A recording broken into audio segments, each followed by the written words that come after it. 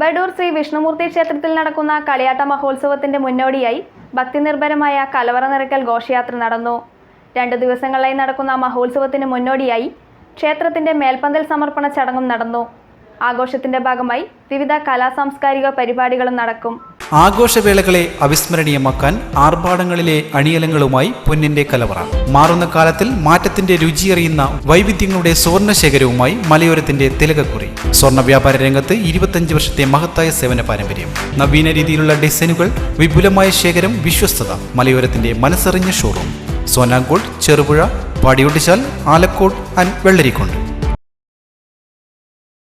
ബഡൂർ ശ്രീ വിഷ്ണുമൂർത്തി ക്ഷേത്രത്തിൽ 2 ദിവസങ്ങളിലായി നടക്കുന്ന മഹോത്സവത്തിന്റെ മുന്നോടിയായി ഭക്തിനിർഭരമായ കലവറ നിറയ്ക്കൽ ഘോഷയാത്ര നടന്നു. ബഡൂർ ശ്രീ ധർമ്മശാസ്ത്ര ക്ഷേത്രത്തിൽ നിന്നും ആരംഭിച്ച കലവറ ഘോഷയാത്രയിൽ നിരവധി ഭക്തജനങ്ങൾ പങ്കാളികളായി.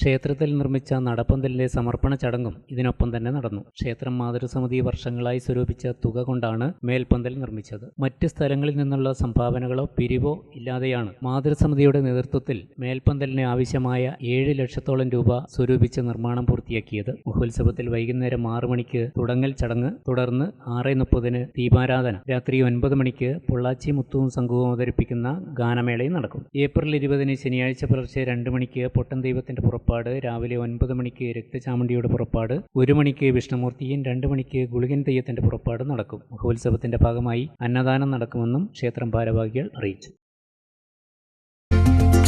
ഗൃഹപ്രവേശം, വിവാഹം, ആഘോഷങ്ങൾ എന്തുമാകട്ടെ, വീട്ടുപകരണങ്ങൾക്ക് ഗൃഹലക്ഷ്മി ഹോം അപ്ലയൻസസ്. മികച്ച ഗൃഹോപകരണ കമ്പനികളുടെ ഉൽപ്പന്നങ്ങൾ കൂടാതെ aluminium, steel, plastic, gift item തുടങ്ങി ഇനി എല്ലാം ഒരു കുടക്കീഴിൽ.